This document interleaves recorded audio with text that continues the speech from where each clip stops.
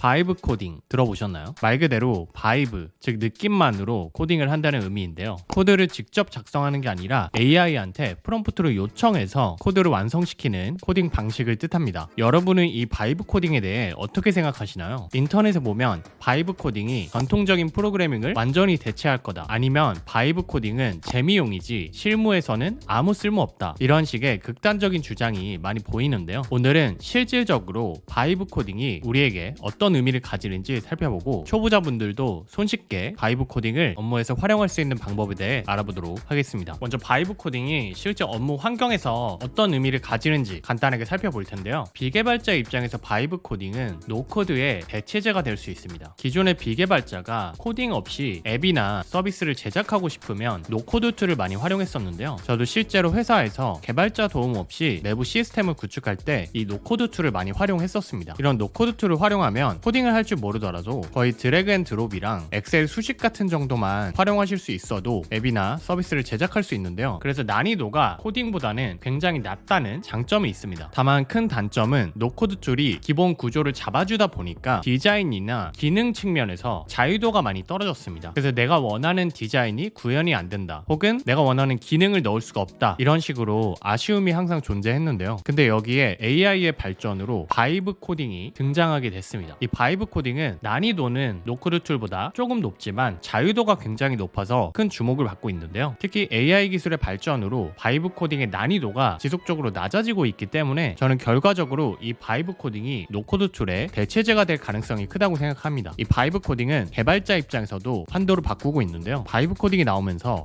개발자들조차도 아예 직접적인 코딩을 최소화하는 방식으로 진화하고 있어서 점점 개발의 핵심이 코드를 직접 짠다기보다는 개발 의도를 전달하는 것으로 추상화가 되고 있습니다. 또 주도성 측면에서 기존에는 사람 주도로 이루어지다 보니까 개발자가 작성자의 역할도 했다면 이제는 AI에게 작성자의 역할을 맡기고 사람은 설계자의 역할을 담당하는 쪽으로 진화하고 있습니다. 이처럼 비개발자와 개발자 모두에게 바이브 코딩은 새로운 툴로서 중요한 역할을 할 거라고 생각하는데요. 그럼 이렇게 중요한 흐름인 건 알겠는데 어떤 툴로 바이브 코딩을 해야 할까가 궁금하실 수 있겠죠. 바이브 코딩을 할 수 있는 툴은 시장에 여러 가지가 있습니다. 그 중에서 비개발자 입장에서 부담 없이 바이브 코딩에 도전할 수 있게 도와주는 툴이 바로 랩플릿입니다. 랩플릿은 바이브 코딩계의 구글 독스 같은 툴인데요. 별도의 코딩을 위한 복잡한 환경 설정을 할 필요 없이 그냥 로그인만 하시면 바이브 코딩을 바로 하실 수가 있습니다. 또 다른 사람과 코드를 공유하고 같이 작업을 하거나 웹사이트나 앱을 배포하는 작업도 클릭 한 번으로 그냥 할 수 있기 때문에 비개발자 입장에서 처음 바이브 코딩을 해보고 싶다 하실 때 추천드리는 툴입니다. 랩플릿은 무료 버전으로도 테스트를 하실 수가 있고요. 만약 본격적으로 바이브 코딩을 해보고 싶으시다면 이 랩플릿 코어 버전을 활용하시면 되는데요. 연간 결제로는 월 $20, 그리고 월간 결제로는 월 $25에 활용을 하실 수가 있습니다. 현재 이 쿠폰을 활용하시면 첫 결제 시 $10 할인 이벤트를 진행하고 있으니까요. 바이브 코딩을 한번 테스트해보고 싶으시면 이 쿠폰 활용하셔서 저랑 같이 테스트해보시면 좋을 것 같습니다. 먼저 랩플릿 들어오셔서 회원 가입 해주시고요. 로그인 하시면 이렇게 프롬프트 창이 뜨게 됩니다. 여기에 이제 프롬프트만 넣어주시면 바로 바이브 코딩을 하실 수 있는 건데요. 오늘은 이 랩플릿을 활용해서 제 웹사이트를 한번 제작해보도록 하겠습니다. 제가 올해 안에 웹사이트를 만들어서 활용하고 싶었었는데 바쁘다는 핑계로 계속 미루고 있었거든요. 근데 이 랩플릿을 활용하면 빠르게 제 웹사이트를 제작할 수 있을 것 같아서 한번 활용해서 제작해보도록 하겠습니다. 처음에 그냥 어떻게 제작되는지 구경해보고 싶다 하실 때는 그냥 간단한 프롬프트 넣으시고 결과를 확인해보시면 좋은데요. 제가 이렇게 나는 내 퍼스널 브랜딩 웹사이트를 만들고 싶어, 이렇게 간단하게 한번 프롬프트를 넣어보도록 하겠습니다. 그리고 스타트 빌딩 눌러주시면 이제 랩플릿이 이 프롬프트 기반으로 웹사이트를 제작해주게 됩니다. 먼저 이렇게 플랜을 세워준다고 얘기를 해주고 있네요. 그러면 한번 컨펌하고 제작 요청을 해보도록 하겠습니다. 네, 그러면 이렇게 우측에 프리뷰 화면이 뜨게 되고요. 여기서 랩플릿이 제작해주는 실시간 현황을 확인할 수 있게 도와줍니다. 이게 유용한 게 우리가 비개발자 입장에서는 코드로 구현되는 것만 보여줘가지고는 어떤 식으로 제작이 되는지 확인하기 어렵죠. 근데 랩플릿은 이렇게 바로 우측에서 제작 현황을 비주얼하게 보여주니까 좀 더 손쉽게 이 제작 과정을 확인하실 수가 있습니다. 네, 우리가 그냥 간단하게 내 퍼스널 브랜딩 웹사이트를 제작하고 싶어 라고 얘기만 해줬는데 벌써 이렇게 퍼스널 브랜딩 웹사이트 같은 사이트를 잘 제작을 해주고 있죠. 최종적으로 다 완성을 해주면 같이 살펴보도록 하겠습니다. 네, 이렇게 6분 만에 웹사이트를 하나 뚝딱 만들어줬는데요. 여기 웹사이트 한번 보면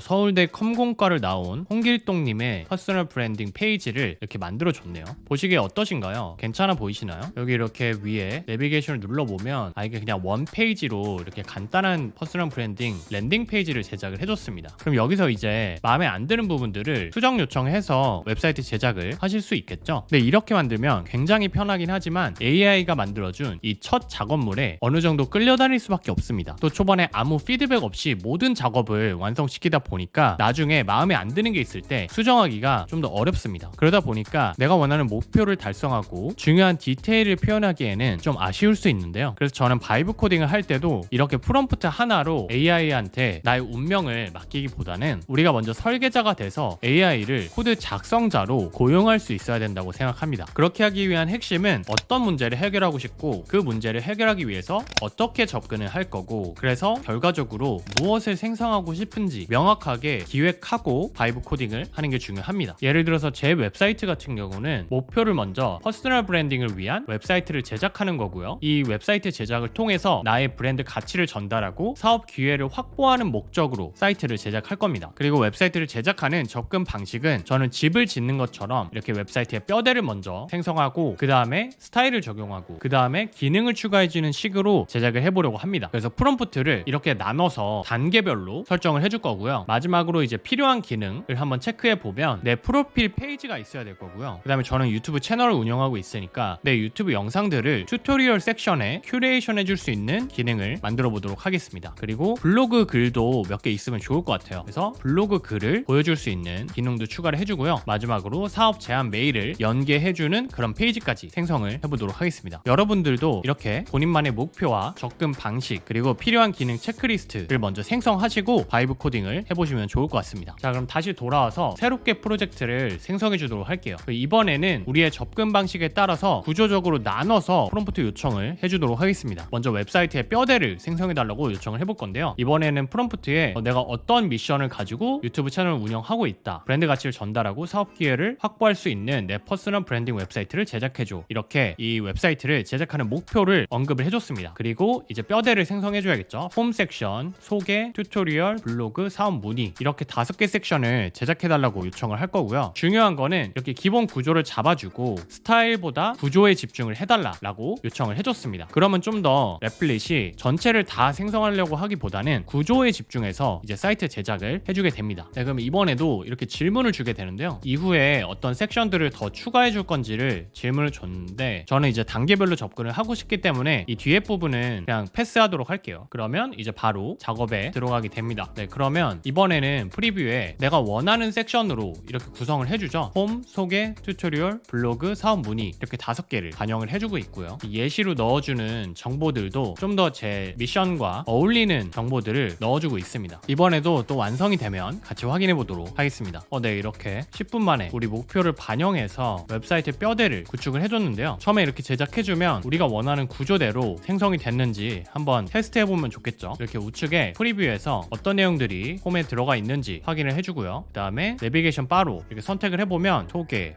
튜토리얼, 블로그, 그리고 사업 문의 탭까지 잘 생성을 해준 것 같습니다. 그리고 아까랑은 다른 게 그냥 프롬프트로 요청을 했을 때는 원페이지짜리 웹사이트를 만들어 줬는데 지금은 제가 명확하게 사이트맵 구조를 이렇게 5개를 나눠서 생성해 달라고 하니까 이렇게 페이지별로 별도의 섹션을 이쁘게 구성을 잘 해줬습니다. 근데 랩플릿에서 실제로 이렇게 비주얼로 작업한 게 아니고 코드로 이거를 다 만들어 준 거잖아요. 코드를 확인하고 싶으시면 여기 왼쪽에 오픈 파일스 버튼을 누르시면 이렇게 왼쪽에 모든 코드를 다 직접 확인하실 수가 있습니다. 근데 우리가 개발자가 아니면 이게 어떤 의미를 지니는지는 사실 이해하기가 쉽지 않죠. 그렇지만 코드의 구조를 간단하게라도 파악을 하고 계시면 나중에 앱이나 사이트를 수정하시거나 디버깅을 할 때 굉장히 유용할 수 있습니다. 그래서 이 코드에 대해서 한번 질문을 해보도록 하겠습니다. 이렇게 코드에 대해서 질문하실 때는 에이전트한테 질문을 하지 마시고 여기 플러스 버튼 눌러보시면 어시스턴트라는 게 있습니다. 여기 어시스턴트에서 옵션을 베이직으로 선택을 해주시고요. 여기다가 이 웹사이트 웹사이트는 어떤 구조로 만들어져 있는지, 각 폴더와 파일이 어떤 역할을 하는지 초보자 눈높이로 굉장히 상세히 설명해줘, 이렇게 한번 요청을 해보겠습니다. 그러면 이 폴더가 도대체 뭘 의미하는 건지를 우리가 파악을 할 수가 있겠죠. 네, 이렇게 구조를 설명을 해주고 있습니다. 그러면 기존에는 웹사이트를 직접 제작해보지 않았으면 이게 무슨 뜻인지, 어떤 의미로 활용이 된 건지를 전혀 알 수가 없었는데, 이제 이 구조를 보고 어느 정도 이해를 할 수 있겠죠. 클라이언트의 index.html, 여기에 웹사이트의 기본 구조가 들어가 있다. 그리고 소스 파일은 src, 여기에 들어가 있다. 그리고 서버에는 서버 사이드 코드가 포함되어 있다. 여기에 이제 데이터 저장하고 그런 로직이 포함되어 있다. 이 어시스턴트 베이직은 무제한으로 활용하실 수가 있습니다. 그래서 코드에 대해서 궁금한 점이 있거나 더 파악하고 싶은 점들이 있을 때 계속 질문을 하면서 공부를 하시면 유용하고요. 또 이 옵션을 베이직이 아니고 어드밴스드로 변경을 하시면 특정 부분에 대해서 편집을 할 때도 이 어시스턴트를 활용하실 수 있습니다. 에이전트가 어차피 작성을 잘 해주는데 왜 굳이 어시스턴트를 사용하냐 라고 생각하실 수 있는데요. 에이전트는 전체적으로 여러 가지 변경을 해줘야 될 때 하는 작업이라면, 어시스턴트는 좀 더 그 단순한 편집에 특화된 서비스라고 생각해 주시면 됩니다. 그리고 무엇보다 어시스턴트가 가격이 훨씬 저렴합니다. 그래서 뭐 여기에 이 섹션 하나 변경하는데 에이전트를 쓰면 가격적으로 효율이 떨어지겠죠. 그래서 단순한 부분 편집을 하실 때는 이 어시스턴트를 활용하시는 걸 추천드립니다. 그럼 이제 돌아와서 제가 미션이랑 목표 같은 걸 알려줬다 보니까 여기 어느 정도 제가 원하는 내용과 유사하게 만들어주긴 했는데, 좀 더 제 실제 내용에 부합하게 정보를 변경을 해주면 좋겠죠. 그래서 제 소개 정보를 바탕으로 사이트 내용을 변경해달라고 요청을 해주도록 하겠습니다. 네, 이렇게 프로파일 MD 파일의 내용을 사이트에 반영해줘 라고 하고, 홈페이지랑 소개 페이지, 사업 문의 페이지에 내 정보를 반영해달라고 이렇게 프롬프트에 요청을 해줬습니다. 그리고 이제 프로파일 MD 파일을 실제로 첨부를 해줘야겠죠. 이렇게 파일을 드래그해서 넣어주시면 되고요. 이 프로파일 MD 파일을 간략히 보여드리면 제 소개랑 경력 요약, 전문 분야, 비전과 미션, 제공 서비스, 연락처, 이런 정보들을 담은 문서입니다. 그래서 이 정보를 바탕으로 내용을 수정해달라고 요청을 해보겠습니다.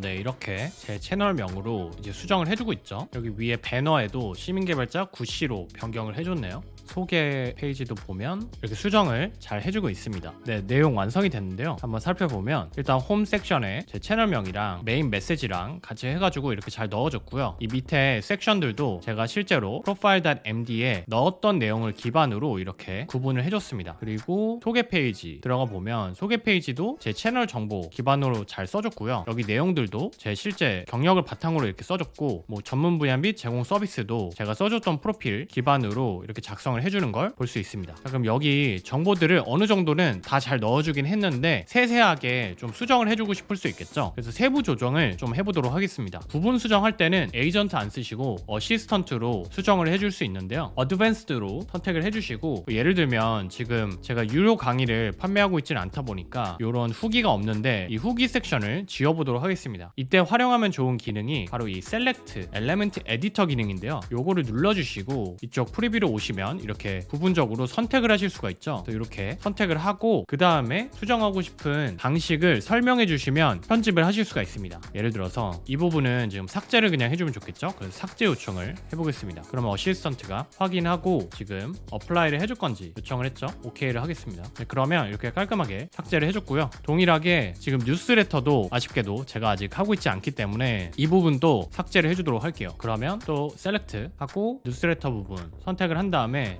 뉴스레터 부분도 삭제를 해줘 라고 해서 삭제 요청을 하도록 하겠습니다. Apply All 눌러주시고 하면 네, 이렇게 삭제가 됐죠. 네, 그 외에도 짜잘한 텍스트들 좀 수정을 해줬고요. 여기 소개 페이지에 보면 이미지가 이제 제 사진이 아니죠. 그래서 이것도 한번 반영해 달라고 요청을 해보겠습니다. 이 이미지를 소개 프로필 사진으로 활용해줘 라고 하고 실제 제 프로필 사진을 추가를 해주도록 하겠습니다.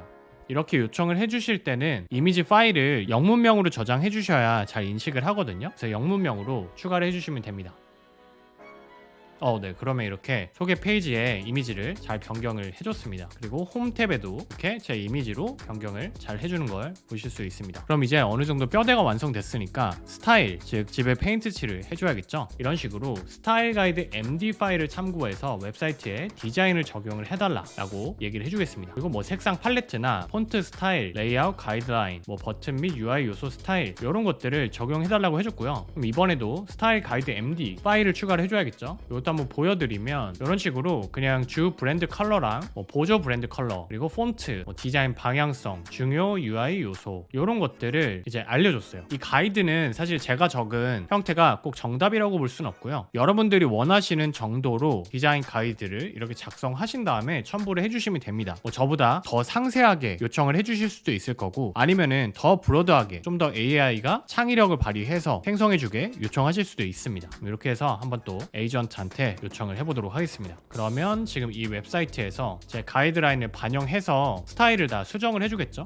네, 스타일 가이드에 맞게 이렇게 적용을 해줬는데요. 기본적으로 제 키 컬러를 잘 반영하면서 수정을 해준 것 같습니다. 근데 아까보다 그렇게 엄청 이쁘다고 보기는 어려운 것 같은데, 그래도 브랜드 컬러 같은 거는 잘 표현을 해준 것 같아요. 여기 보시면 이 파란색은 그렇게 이쁘진 않네요. 그래서 요거는 이제 기능의 문제라기보다는 저의 디자인 센스 문제로 좀 이뻐 보이지 않는 이슈가 있는 것 같은데요. 저처럼 디자인 센스가 딸리는 분들은 이렇게 스타일 가이드로 요청하지 말고 내가 생각하기에 이쁘다고 생각되는 벤치마킹하고 싶은 랜딩 페이지 같은 게 있으실 수도 있잖아요. 그러면 그 페이지를 그냥 스크린샷해서 에이전트한테 넣어주시면서 이런 풍으로 만들어줘 라고 요청을 하실 수도 있습니다. 근데 이제 저는 스타일 가이드로 보여드린 게 요게 이제 커스텀하기가 좀 더 쉽죠. 그리고 지속적으로 활용하기 좋기 때문에 스타일 가이드로 반영하는 거를 보여드렸고요. 여기 컬러만 좀 수정을 해보도록 할까요? 알아서 좀 더 보기 좋은 어두운 남색으로 변경을 해달라고 한번 요청을 해보겠습니다. 네, 그럼 이렇게 컬러 수정도 잘 해봤고요. 스타일까지 어느 정도 마음이 든다고 가정을 해보고 이제 기능을 추가를 해줘야겠죠. 먼저 튜토리얼 쪽에 지금은 가짜 데이터잖아요. 요거를 이제 실제 제 유튜브 채널에 영상들로 채워주도록 하겠습니다. 자, 그러면 튜토리얼 페이지의 영상을 실제 영상들로 변경을 해줘 라고 요청을 할 건데요. 유튜브 데이터 CSV 파일을 사용해서 튜토리얼 영상을 큐레이션 해달라고 요청을 해보겠습니다. 그래서 실제로 제가 유튜브 데이터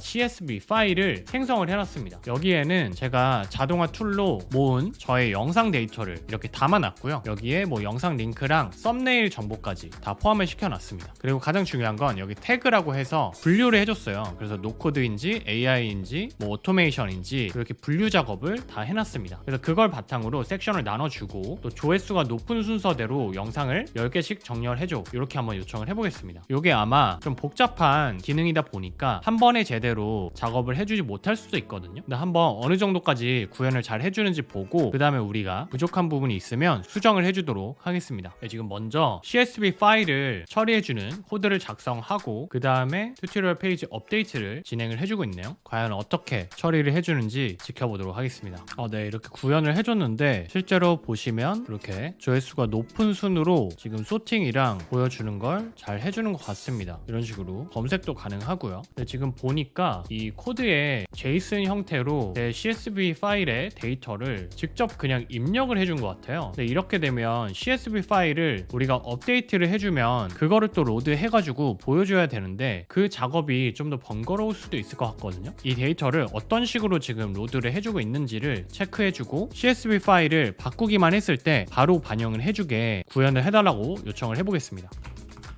네, 지금은 제가 파악했던 대로 제이슨으로 하드 코딩을 그냥 해줬기 때문에 물론 요거는 안정적으로 보이긴 하겠지만 우리가 CSV 파일을 업데이트를 해줄 수 있잖아요. 업데이트 했을 때 그거를 바로 웹사이트에서 반영해주면 좋은데 그렇게 되어 있지가 않아서 그렇게 바로 반영할 수 있도록 수정 요청을 해줬습니다. 네, 제가 몇 번 에이전트랑 왔다 갔다 하면서 이 유튜브 데이터 CSV 파일 기반으로 여기 사이트에 로드하는 걸 완성을 했는데요. 기존에 바로 반영을 못하는 이슈가 있었는데 살펴보니까 이 유튜브 데이터에 조회수에 이 컴마가 들어간 걸 포매팅을 잘 못해줘가지고 인식을 못하는 이슈가 있었습니다. 그래서 그 부분을 발견해서 쉼표 있는 조회수 반영이 안 된 것 같다, 더블 체크를 해봐 라고 하니까 이제 반영을 제대로 해줬습니다. 그래서 조금 복잡한 기능은 한 번에 제대로 반영을 못 해줄 수 있는데 그럴 때 이제 문제를 잘 파악을 해서 요청을 해주면 이렇게 잘 수정을 해주고요. 지금 보시면 이렇게 AI 도구를 누르면 AI와 관련된 영상들만 조회수 순으로 이렇게 필터링을 잘 해주죠. 자동화하면 자동화 영상들, 노코드하면 노코드 영상들만 이렇게 잘 큐레이션 해주는 걸 보실 수 있고요. 전체에서는 제가 추가 프롬프트로 이제 영상 더보기 기능을 넣어달라고 했어요. 그랬더니 이렇게 영상 더보기 해서 전체 영상들을 다 볼 수 있게 이렇게 수정을 해줬습니다. 그리고 여기서 이런 식으로 검색도 할 수 있고 요 영상 썸네일을 눌러보면 밑에 인베디드로 영상을 바로 확인할 수 있게 구현을 해줬습니다. 그리고 요거 누르면 또 이제 들어가서 직접 유튜브 채널에서도 영상을 확인할 수 있겠죠. 그래서 이렇게 튜토리얼 섹션 기능을 기능을 완성을 시켰습니다. 여기서 우리가 생각해 볼 수 있는 건 지금은 제가 이렇게 데이터 폴더에 유튜브 데이터 CSV 요 파일을 수정을 해주면 반영을 해주게 설정을 해준 건데요. 만약에 영상을 지속적으로 업데이트 해주고 싶은데 거의 실시간으로 업데이트를 해주고 싶다 하면 이렇게 구현하면 안 되겠죠. 그러면 뭐 유튜브 API에서 업데이트를 해주는 방식으로 구현을 하거나 아니면 데이터베이스를 별도로 생성하고 그 데이터베이스에 새로운 영상 데이터를 자동 업데이트 해주는 식으로 구현을 해야 될 수도 있습니다. 근데 저는 이 웹사이트에서 유튜브 채널이 어차피 있는데 굳이 실시간 데이터를 항상 바로 보여줘야 될 니즈까지는 없다고 생각하기 때문에 이렇게 간단한 구조로 구현을 해줬습니다. 여러분들도 사실 비개발자 입장에서는 기능을 좋게 만드는 것도 중요하긴 하지만 사실 유지 보수가 간단한 게 더 우선이기 때문에 필요에 맞춰서 유지 보수하기 더 쉬운 형태로 구현을 하시고 나중에 더 복잡한 기능이 필요할 때 업데이트 하시는 걸 추천드립니다. 자, 그럼 이제 블로그 기능도 한번 추가를 해보도록 하겠습니다. 블로그는 제가 예시로 블로그 3개를 만들어 놨거든요. 그래서 그거를 읽어와서 블로그 페이지에 표시를 해줘 이렇게 요청을 해주겠습니다. 네, 이번에도 블로그 파일들을 이렇게 추가를 해주고요. 이런 식으로 블로그 포스트 1 MD 해가지고 마크다운 형식으로 블로그 글을 작성을 했습니다. 그래서 이 글을 업로드 해주도록 요청을 해보겠습니다. 그리고 이번에도 우리가 마크다운 파일로 블로그를 추가만 해주면 그걸 반영해서 여기다 보여주게 구현을 해달라고 요청해보겠습니다. 이렇게 기능 요청하실 때 물론 이제 반영해줘야 되는 파일 같은 것도 첨부를 해주시겠지만 어떤 방식으로 내가 앞으로 뭐 글을 더 추가하고 싶은지 이런 구현 방식도 설명을 잘 해주시는 게 중요합니다. 그래야 이제 그 구조에 맞춰서 코딩을 해주거든요. 또 완성이 되면 한번 확인해 보도록 하겠습니다. 그러면 지금 블로그 탭을 수정을 해줬는데 제가 이미지를 안 넣어줬다 보니까 제 프로필 사진으로 그냥 대체를 해줬네요. 그리고 지금 앞에 부분은 잘 작성해 준 것 같은데 이게 실제로 읽기로 들어가면 상세 블로그 내용을 확인은 지금 할 수 없게 되어 있습니다. 그래서 그 부분을 이제 또 수정을 요청하시면 되겠죠. 그래서 사진은 나중에 바꾸고 먼저 이 상세 페이지가 제대로 뜨게 요청을 해주도록 하겠습니다. 그러면 이렇게 한글로 그냥 수정 요청을 해주시면 됩니다. 내용 표시에 문제가 있는 것 같다고 수정하겠다고 얘기를 해주고 있죠. 이렇게 블로그 기능을 추가해달라고 프롬프트를 몇 번 해봤는데 작동이 이렇게 잘 안 되고 있거든요. 그 마크다운 파일 로드 기능을 제대로 구현을 못 해주고 있습니다. 이렇게 에러가 날 때는 이거를 똑같이 이어서 프롬프트를 하지 마시고 다시 그 블로그 기능이 없었던 때로 돌아가서 새롭게 프롬프트를 해주는 게 해결하는 데 도움이 될 수 있거든요. 그래서 그렇게 해주고 싶으시면 레플릿은 기본적으로 롤백 기능을 제공합니다. 그래서 여기에 지금 우리가 블로그 기능 구현해달라고 요청했던 최초 프롬프트 있죠. 요거 바로 앞에 부분 롤백 요거를 눌러주시면 이 지점에서의 파일 구조로 다시 변경을 해줍니다. 그래서 깃허브를 쓰지 않으셔도 이렇게 비개발자 입장에서 쉽게 버전 컨트롤이 가능하다는 장점이 있습니다. 네, 그러면 지금 튜토리얼 기능은 제대로 완성되어 있는 상태고 블로그만 다시 원상복구를 해줬죠. 여기다가 다시 블로그 기능을 요청해 보도록 하겠습니다. 네, 그래서 롤백을 해서 블로그 기능을 다시 생성해달라고 하니까 이번에는 백엔드로 데이터베이스를 생성한 다음에 거기다가 블로그 포스트를 업데이트를 해주고 그거를 불러와서 보여주는 형식으로 구현을 했다고 지금 알려주고 있습니다. 네, 그럼 블로그 탭으로 와보면 지금 일단 내비게이션 바가 2개가 생성이 되네요. 그래서 요거 수정 요청해야 될 것 같고요. 그 다음에 블로그 섹션에 글이 지금 제목 없음으로 뜨고 있습니다. 그래서 이 부분 수정을 해줘야 되고 들어가면 내용은 그대로 보여주고 있는데 여기도 제목이랑 이런 게 지금 비어서 나오는 것 같아요. 그래서 이 2가지를 수정을 요청하도록 하겠습니다. 네. 이제 메타데이터를 잘 반영해서 지금 블로그 글이 잘 뜨는 걸 보실 수 있죠. 우리가 사진은 넣어주지 않아가지고 지금 깨지게 나오고 있고요. 나머지 제목, 저자, 날짜, 태그 이런 것들은 잘 반영되는 걸 보실 수가 있습니다. 네, 그럼 반영이 잘 됐고 지금 2가지 문제가 일단 이미지가 없고요. 그 다음에 이 내비게이션 바가 블로그 탭에서만 이렇게 2개가 생성이 되고 있죠. 그거를 수정 요청해 주도록 하겠습니다.